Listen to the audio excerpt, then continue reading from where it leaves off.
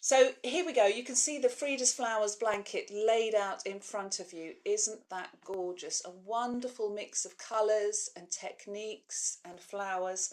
I absolutely love it. Where did the inspiration come from, Jane? Well, the blanket is called Frida's Flowers because I designed it looking at the artist Frida Kahlo, who I discovered probably, or at least sort of 20 years ago, when I went to an exhibition of Diego Rivera's work, who Oh, was wow. it was her husband. So the two of them were obviously very famous artists in Mexico, and as part of the exhibition about Diego, there was some of Frida's paintings as well, and her paintings are some of them are very graphic, some of them, you know, are not the kind of thing you'd want on your wall. But doesn't Madonna love her? She collects her artwork, doesn't she? Yeah. It's really, I mean, it's you know, millions of pounds now for a Frida Kahlo painting, but a lot of her paintings were self-portraits, and you know, a lot of it was about her story, and she was, you know, she is a real feminist icon as well now. But the thing that I've always loved about her is her colour, her use of colour, and can you show us what you costumes? mean? Yeah. Do you have any examples? So this is just I've gone through the book and found some that aren't too graphic. Am I in the right position? No, that's fine. Oh those? Yes, so, I can see the colours. So you can see that's this is her, obviously, and she did lots of self-portraits. This is another one. Yes, where it's her I recognise those. Yes. Look at those wonderful ribbons in her hair. Yeah, she always wore flowers and ribbons in her hair, and she very much, you know, she wore traditional Mexican costumes. Yes.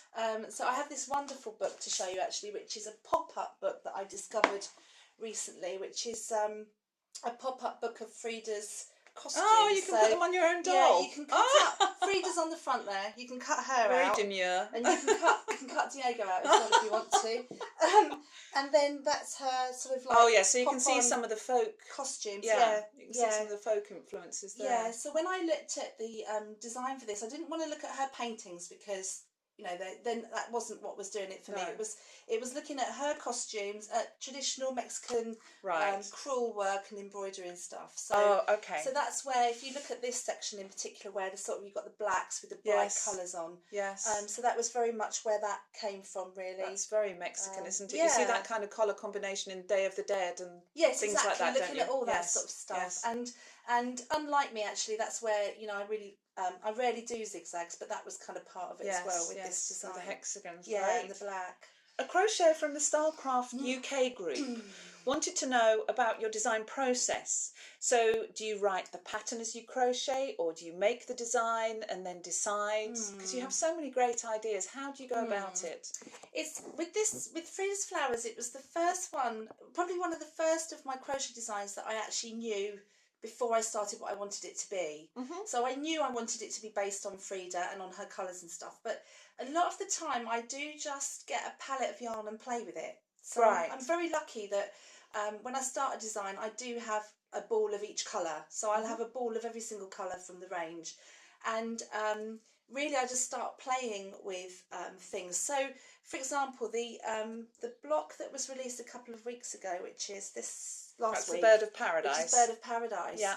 So this is how it ended up. But I've got like my sort of sample pieces here as to the progress of that piece. So like this is the kind of thing I start with. Oh look, yes. So at that point it doesn't really look like anything very much at all. This is me playing with how that can work. Techniques. Yeah, and that then became maybe that one. I can't remember the exact order of these. Oh wow, look. Yeah, you can see where you've transposed the colours. Yeah. And so different colourways of the same thing. I have to also really think about how other people are going to read through my patterns and how they're going to do it. So I've got to be careful they don't get too complicated. Yes. So like here where I've got lots going on at the back here, I have to be a bit aware of what other people can do and can't do. So these are all sort of, this is one where I'm close now at this point. Yes, to I can how see it that. actually ended up. Yeah, oh, I love that one. Yeah, I like that one as well. That's got an extra round in it. Yeah. And then of course I've got to make sure they all come up the same size as well, which you know is another thing to think about. So you've got to play with that. Yeah. So you talked about different skill levels there. Yeah. How do you take into account people's skill levels, or how do you build that into a project? Because obviously as people do more crocheting, as they're going through the blanket, they're going to learn more, aren't they? Yeah. Whenever I've done a crochet along project, and I've done quite a few over the last sort of 5-6 years, and not just the Starcraft ones, but that's where the most people are kind of coming in and starting these crochet alongs, is I try and make sure that the starting point is kind of easy. As easy as possible, to sort of, you know, bring people in and think, right, okay. I think sometimes when you're faced with a project like this, if you were just to buy all the yarn and go home and start it, that's really scary. It's like a big project that you know you've got to sort of launch into. So find your way into. Exactly. Breaking it down into small chunks and manageable pieces is kind of where I start. So the first block I think for Frida's Flowers was this purple one. Right. Yes. Which is, you know, it's a little flower that most people that know how to crochet can work in the round. Yes. Just 2 or 3 rounds in the round here with the flower, and then this piece here obviously in the round again, but this is all treble crochet, so it's just one stitch. So does that help you to get your tension right, or get into the groove, as it were? Tension's one of those things with crochet, but yes, in theory, once you've got your first block, that's sort of, you can use that as your template for your other blocks. And that's a good idea. And just start working it that way, and they just get progressively more complicated. So the next one was the blue one, which is very similar, but it's got these popcorn. Can you see it? Oh yeah, I like the popcorns. Yes. So it's got the popcorn in it, and then it's got some areas of chain and stuff in there as well. So that's so pretty. You can see the petals clearly there, can't you? Flower. Yeah. So they get progressively harder, and then of course, you know, not to scare anybody, but by the time you get to the end there, that's the middle. I love that so much. Does that have a name, that hexagon? They all have names, and this is, I think, is Frida's bouquet, I think I call it. It's gorgeous. I think absolutely gorgeous. And the one in front of it as well. I like this is Frida's, what did I call that one? Frida's Roses or something, I think, Oh, I just love those. They look so amazing. When did you learn to crochet? I probably learnt to crochet properly about 10 years ago. I did a degree in textile design, and it was all knit. I did knit and woven textiles, so we didn't actually ever touch crochet at all. We weren't encouraged to do it. But my great grandmother was a massive crochet fan. And I've got one of her blankets actually. Oh, you haven't? That's one that she did. And if she was, she was my great grandmother. So if she was alive now, I think she'd be about 130 probably, but look at her use of colour. Yeah, her colour, that was the thing. She was a real, this is very 70s, but she used to, it's lovely, isn't it? It's very cool now. She used to collect old jumpers and things. Can you hold it up for us a bit more? Yeah, can you see? Yeah. Oh, that's lovely. Yeah. So was she using it from the sort of remnants of yarn? Yeah, she used to buy garments and unravel them. And then, did she? Yeah, and then she used to, I can remember sort of sitting there with skeins while she washed them. And and she just always had granny squares on her lap. And my great aunt said to me, she's died now as well, but she always said that Nana always just had a love of yarn. It was just a love of the yarn and a love of the colour. Yeah. So I think that's probably where it came from. So although Nana didn't teach me to crochet because I was kind of too young at the time to appreciate her, but I think that's where my interest came from. Yeah, and you get used to that rhythm around you and the colours around you. And, So I learnt to crochet properly about 10 years ago, and then I did the Ultimate Crochet Bible. Wonderful book. Which is a book, that was good for me because I sort of I wrote it as I was learning myself, which is quite a good way of doing a book because it means, I think if I did it now, I might make a technique have 4 steps because I know how to do it. Yes. Whereas writing it then I could put 8 steps, 10 steps. So I think that's probably, that was my real learning curve, that one. Now this blanket is in Stylecraft's Classic Cotton. Yes. Tell me about the yarn. You have some there. I have a bit here. This is the Starcraft Classic Cotton. It's a really surprisingly lovely yarn, actually. I have to say that some cottons are quite hard work. They Yes. can be quite hard when They're you very crochet with them. characterised by that slightly over crispness, aren't they? Yes. And I have to say that because this used to be available in 100-gram balls. That's right, yes. And when you feel it in 100-gram balls, because when I was doing this, it actually wasn't available in the 50s, so I was designing with 100 grams. And when I first felt the balls, I sort of thought, oh, it's quite harsh, but actually it's really, really lovely and soft. It's got this lovely soft feel to it, and fantastic range of colours. So, yeah, I really, really love it. And I have to say, the feedback from people I've met have said when they see the cotton and start using it, because a lot of Starcraft crocheters are used to Special DK. Yes. And are possibly a little bit scared of this one, but it's beautiful. It's a really lovely yarn. Yeah, really nice. Now, what about for some people might not have the budget for classic cotton, even though it's a really good value yarn? Yeah. What about the other? Are there other options available? Absolutely. So what we did when we decided on the colour palette for the classique, we then looked at the other ranges in Starcraft as well. So this is the Special DK, and if I just hold, that's the Special DK, and this is the classique. Oh, so wow, that's amazing, isn't it? So close. We managed to get the colours. We haven't managed to get all the colours the same, but a lot of them are almost exactly the same. Yeah. So this is the Special DK, which is 100% acrylic. Yes. But it's a really superior quality acrylic, and again, it's really lovely and soft. It's got that lovely spring. I've knitted and crocheted with that, and I love it. Yeah, it's really nice, and I mean, you know, this comes in at a sort of about half the price of the cotton. Right. So it's a real, you know, if the dog's going to sleep on it and it's going to end up on the beach or whatever, that's really nice. And then we have the Live DK as well, which is actually probably my favourite Starcraft yarn. I do like the cotton, but I really love this one. This is the Live DK, and again, you can see how closely we managed to get the colours. What do you like about this yarn then? It's got a little bit of wool in it. It's got 25% wool in, and it's got what I like about it is when it's washed and when you block it, it gives it that really lovely drape. Bloom. Yeah, it's got a really nice drape to it. So, and that comes in at about £10 a kit, higher than the special. Oh, so there's something for everybody's budgets. Again, we've got kits that range from about £25 through to about £60. That's fantastic. Yeah, really good. Yeah, really good. Now, I need to we've had such fun with the yarn, but I do need to bring you back to the reason why we're here is to answer some people's questions that have been put from the many crocheters out there who are part of the CAL. Yeah. Now, the first one is the dreaded one, and I know that there's been debate in the past that there's always when there are patterns for crochet, and that is tension. The T word. The T word. So why is tension important in a blanket? Because after all, it's just going to lie on a bed. Yes. And why do you need to bother about tension? Okay, so that is a question I get asked all the time.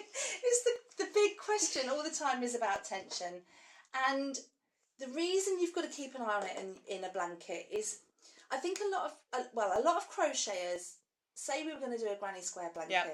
We do 50 granny squares. They've all got 6 rounds. They're all done with treble crochet stitches, and they all fit together. Yes. Now, if you made one and I made one, our granny squares might be different sizes. Absolutely. But it would all fit together. Yes, yes. But the thing with this project, and with all my sort of, like last year with the Lily Pond as well, which was last year's crochet long project, because there's so many different aspects going on in each piece, they have to fit together. Right. So if you achieve a tension slightly bigger than mine on your first piece, as long as your second piece is coming consistent. Up similar, then you're okay. Yeah. So it's keeping an eye on tension, but the other thing is, if you don't get the tension, you could use a different amount of yarn. Oh, and that's quite a key thing. So if your tension is looser, does that mean you use more yarn? More, yeah. And because crochet is so yarn hungry as well, it eats it. It kind of eats it as you do it. If you achieve a loose tension on Frida's Flowers, you may find that some of the key colours you might not have enough. Right. If you're tighter, it's not quite so much of an issue. But what about, is there any of the stitches particularly that causes a problem for people's tension? Yeah, it's treble crochet. And it's, why is that? And that's US double, isn't it? Yes. US double crochet. So when you crochet a treble, in fact I'll get a piece so that I can show you that we actually prepped for another little bit about changing around later on. But when you do your you do 3 chain to start. So there's my 3 chain. Yeah. Now with anything that involves you putting your yarn around the hook, it's to do not only with how tightly you put your yarn on the hook, but also how you draw that yarn up. So like if I go into this stitch here, you see, and draw this yarn up. You see, I would probably draw it quite a way up. Okay, so some people don't. They keep it really low like that. Okay. And then they do their treble. Yeah. And you can see from that already that my 3 chain is much longer. See how it's making that? Yeah, I can see that. Yeah. So then if we did another one and we pulled up a little bit more, I'm going to do another one into the same place, but pull up a little bit more. Yeah. Then see that's going to be longer again. Can you see? Oh yeah. Okay. Yes. And if I do, that makes. Let's have a look at that again. Wow, that makes such a difference. That much of a difference. So if I do another one, and quite a few people do this as well. They bring up and they go right up, and then do their treble. That's even longer. I've got 3 there. That's fantastic. All at different tensions. Brilliant. Now I can see. So any stitch that involves you doing more than one movement around the hook, that's the problem you're going to have. And is that why some pieces are on 3.5mm hooks and one piece, the latest piece, the Bird of Paradise, I think, is on a 4? Yeah. When I do pieces that are mainly treble crochet, I will do them on a 3.5 hook, on a smaller hook. To take into account that people might pull it through. Well, that we all do it. Yeah. We all do it. We all do it differently. Yeah. I mean, I'm obviously relying on you all doing the middle size stitch. Yes. But everybody could do the other 2 as well. Okay. So, gotcha. So that's the thing. And there's some great tutorials on YouTube about trebles, which is US double. Yeah. And any longer stitches as well, because if you're wrapping even more times round, then it gets longer and longer. It's even longer. Yeah. Okay. So that's answered that question, I think, really well. Yeah. Now, we did have a question about why do you fasten off yarn and rejoin on each round rather than changing on the last stitch? Okay. Because when you just knit backwards and forwards in rows, then you change on the last stitch, don't you? Yeah. So in crochet, when you're knitting, yes, you just change colour when you need to. On crochet, whenever you crochet at the end of a round or at the end of the row, you're left with a leftover. That's right. Okay, and in this case, you can see that is yellow. Yes. So if you don't change a step before you need it, the yarn on your hook is the wrong colour. But also, so it bleeds the colour into the next. Yeah, it goes up into the next round. So now the reason, when you work in rounds, you can, even if you changed on the last step. So say I changed to my blue or my black on that step, so that was black or blue. If you consistently do it in the same place all the way through your round, you get almost like a scar, if you like. Oh, so you mean like jogging stripes? Exactly. When you're knitting in the round. Exactly. Yeah. So it's like a little step. Yes. So if you look at a piece like this, if I'd made it so that the colour change was always done at that near to that point, it can look like it's got I always say it's like a scar running through it. Yeah. Whereas if we always move, so like if I finish one round, so I've finished the white and my tail is hanging. Where is the tail on the white? Look, it's here. Yes. Can you see? Yes. So the tail of the white is here. Yes. So then can you see that I've started the purple up here? Yeah. So this is obviously on the back. And then the green, again, you see it's started not too close. Yes. To that one. Yeah, and then the next purple. Yeah. Yes, I see. Yeah. Yes. And what I must say about that bit is that is like a sample bit. That's why my ends aren't sewn. Yeah. Oh, we're coming to that question, Jane. Yeah, I'm a big end sewer inner. Okay, so that's answered that one. Now, do you have any tips of for working with dark colours? Because obviously the latest hexagon has quite a dark background, and I think people have found that a little bit tricky. Yeah, working in black. Yeah, Fridas Flowers is the first design I've ever done using black. So that was a bit of a thing for me. I like to have a dark colour in a design, but using black was quite a big thing. Because it can be hard to see, especially if you're working in bad light. So really the two things are good light, and you can always get daylight bulbs for your lights. Yes. So good light, but also, like me, I often work at a white table. Yes. So a light background, and you know, if you were to put a light blanket or something over your lap, or just wear a light coloured sweater while you're working, then it just makes it that bit easier. I mean, this time of year in the UK, you could always do it outside. Oh, wouldn't that be lovely? Well, not today. Nice? Today the weather has changed. Today, no. It was so lovely and sunny yesterday. Yeah. Now, do you sew your ends in as you go, Jane? Yes, I do. I'm a real one for sewing ends in. I just find it's really... I find it's really frustrating if I pick up a piece from the day before and it's got ends hanging down from it. Right. So I always, if I was working through like this, so this is Bird of Paradise, which is the block from last week, I would probably, if by the time I got to the blue here, I would be itching to sew some ends. Yeah, oh yeah. Yeah. See, I'm the other way. I leave it till the last possible minute. Because then you've got them all to do at the end. Yes. And sometimes you can weave them in as you go. If you're working with double crochet, you can weave them in as you go along. Yeah, I must admit, I try and do that, yes. Yeah, but I'm a real stickler for sewing in. So now we're talking about finishing, sewing your ends in. What about blocking? How crucial is blocking, do you think? So blocking is when you basically when you flatten something or when you smooth everything out. But you don't put the iron. No, if you're doing an iron on it, don't put the iron on it. No. So blocking is the laying out of pieces to make them look flatter and better before you start putting things together. And it's also a good indication of whether everything's working out nicely. Yes. So on the cotton, I have to say it kind of blocks itself.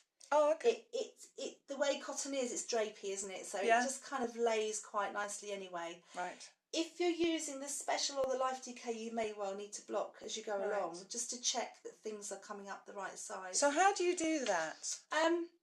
Well, I tend to do it, like you said, not with an iron. No. So I tend to lay things out. I've got some big bath towels that I put on the side in the kitchen. Right. On the work surface. Yes. Or if you've got an ironing board or whatever, you can put it on that. If you've got a spare bed, you can put it on the bed. Yes. Or some of those kids' play mats, those rubber play mats. Mats are really good. Yeah. Trampolines are really good as well. Oh, really? Yeah, brilliant. Trampolines in the garden, really good. As long as the dog doesn't. You heard it here first. Lay on them.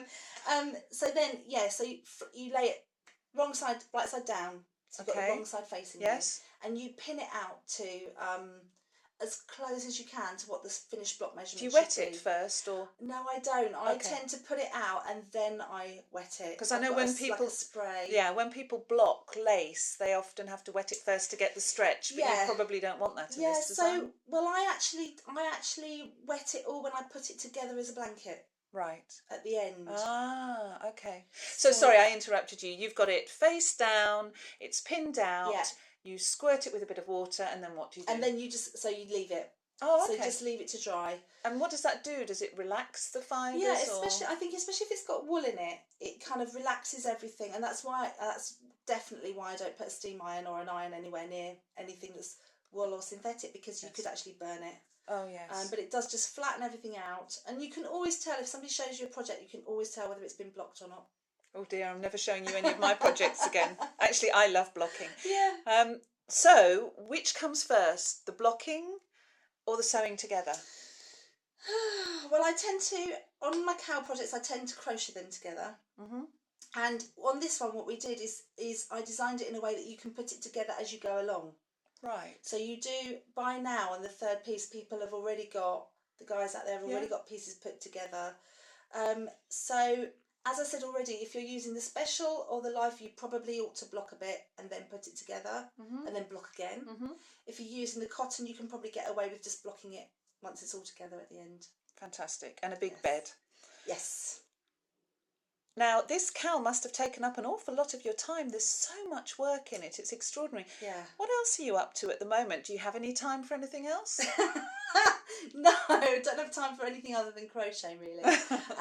But I absolutely love it. So that's really, it's really nice for me. But the cowl, I mean, sort of take about 3 or 4 months work. It's a lot of work, because not only do I do, I mean, I've already told you, shown you the progression of one piece, so I've got a whole pile here of pieces that were bits, and in fact there's loads of pieces that didn't make it, so you might have to search me before I leave. I might just take a few of those home with me. So not only do I design the pieces, but I also write all the patterns as well, and I do the step-by-step photography as I make the pieces as well. So that's a lot of work, but I really love it. So I've been designing, I've got some here actually. Yeah, that'd be lovely. The step-by-step photography is so useful. Yeah. To help you orientate yourself, or if you don't quite get it, it's brilliant. It does really help, and sometimes, in fact, some people prefer it to charts. Yes. Because I think you can compare at each stage what yours looks like compared to mine. So this is I don't know whether you've seen Persian tiles, but this is one that I designed last year. So I bought that. That's which yarn is that? That's Live DK. See, my favourite Live DK. So that's one I did after Lily Pond last year, but this is the one I've done since. This is the one that I absolutely love. So this is the one I did. I actually designed this a while ago, but I did a shawl version. That's right. I remember seeing it. So this is a new one that I've done with Live DK. Look at that, folks. Have I got that in the right? Yeah. You can see. Let me just pull that out a bit. So this is called Mystical Lanterns. Oh my goodness. And this is it as a blanket project. That is so lovely. The one I did before was a shawl, so this is using the Live DK, and it only uses 12 balls. That's extraordinary. And it makes single bed size, more or less. It's quite a big, a big project. So. Oh, I can just see me doing that for my summer project. Do you ever do any workshops when we're talking about other things that you do? Yeah. Do you teach at all? I do workshops. Yeah, I don't do quite as many as I used to, but I've got very much involved with a charity called Knit for Peace, who hang on, you said knit. That's not crochet. Yeah, they don't discriminate against us crocheters. They don't discriminate against anybody. They're an amazing charity, and what they do is they'll take any yarn, any needles, any pieces of knitting that people want to donate to them, and they send them to the right places, and they put blankets together and things. So they're a really good charity, and I don't know whether people look at my blog, but I did a workshop in India for them in January. Oh, lucky you. Yeah, it was amazing. And I've just put together a workshop programme for them, which will be in Hampstead in London. That starts in June. So I think their website is www.knitforpeace.org.uk. I think it's org.uk. Yeah. But if you put Knit for Peace in, you'll find them. Yeah. So yeah, I'm doing workshops with them, and then I do some weekend workshops. I travel a lot, so I do quite a lot of workshops away from home. Yeah. Do you teach people ever how to design their own project, or? That's a real difficult one, because designing. I do a workshop called Fun with Crochet. Right. And it's kind of getting people to work in a freeform way. Uh-huh. And actually that's probably how I design, because like I said to you earlier, I do just surround myself with yarn and bits and get on with it, and rarely have an idea of what I want to do. Yeah. So I do a workshop called Fun with Crochet, which is good fun, and it's about really letting go of what you know about crochet, and we don't use patterns, we just go for it. Just explore. Yeah, that's fantastic. It's very difficult, I think, to teach somebody to design. Yeah. Because that's quite a personal thing, I know what you isn't mean. it? Yes. Okay, so if people want to catch up with the Fridas Flowers Cal, they can go to the Stylecraft Yarns website, and all the design, it's all free. Yeah. You can download it there. So it's only up to week 3, so still time for you to get your hooks out and get going on that. Yeah, this is week 4. I'll just show you that one. Sneak preview. That's week 4, so that's the next one. Okay. And if you want to find out more about Jane and her work, your website is www.janecrow.co.uk, or you can use .com or .net or whatever. So Crow spelt C-R-O-W. C-R-O-W. Janie, Janie, Crow. Fantastic. Yes. Thank you so much, Jane, for taking the time out to talk to us tonight. And to everyone that's watching, we really hope that you enjoy your Starcraft Fridas Flowers Cal.